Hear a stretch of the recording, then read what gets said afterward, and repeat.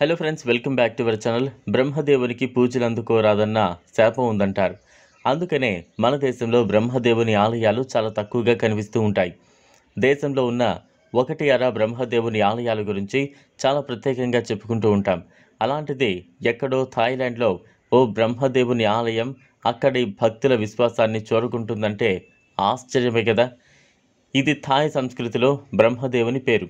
పరబ్రహ్మ అన్న సంస్కృత శబ్దానికి ఇది వికృత పదం. ఈ పరబ్రహ్మ అంటే థాయ్ ప్రజలకు చాలా గౌరవం. దానికి అక్కడి జనం బౌద్ధాన్ని ఎక్కువగా నమ్మిన బుద్ధినితో పాటుగా ఇలా పరబ్రహ్మ వంటి దేవతలను కూడా పూజిస్తూ ఉంటారు. ప్రాప్రోమ్ను పూజిస్తే సకల శుభాలు కలుగుతాయని, సమస్యలన్నీ తీరుతాయని థాయ్ వాసుల నమ్మకం. అందుకే థాయిలాండ్లో బుద్ధ విగ్రహాలు, దేవాలయాలు అక్కడక్కడ దర్శనమిస్తూ ఉంటాయి. వాటిలో ముఖ్యమైనది థాయ్ రాజధాని బ్యాంకాక్లోని ఎరావన్ ఆలయం.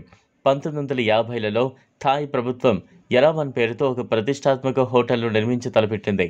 ఎరావన్ అంటే మరేదో కాదు, మన ఐరావతమే చిహ్నం కాబట్టి హోటల్కు ఆ పేరు పెట్టి ఉండొచ్చు. ఏదో ఒక విఘ్నం ఎదురవసాగింది.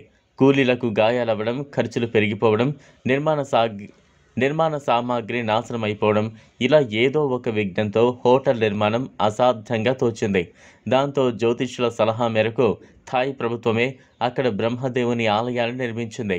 ఆ తర్వాత హోటల్ నిర్మాణం నిర్విఘ్నంగా సాగిందట.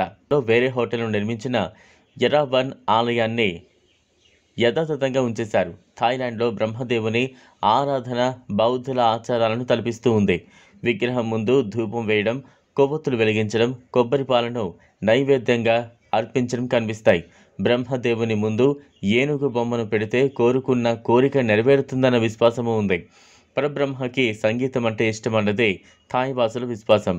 అందుకే ఆయన ముందర థాయ్ సంగీతంతో కూడిన సంప్రదాయ నాట్యం సాగుతూ ఉంటుంది.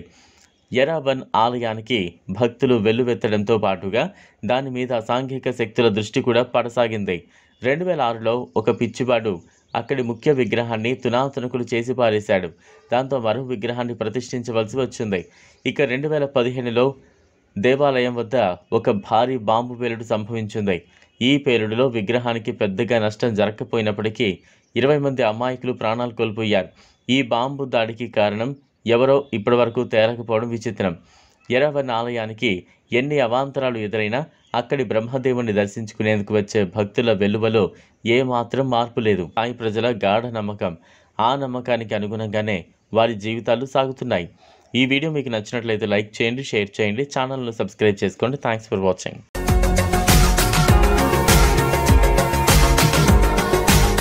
మరిన్ని అప్డేట్స్ కోసం మా ఛానల్ని సబ్స్క్రైబ్ చేయండి.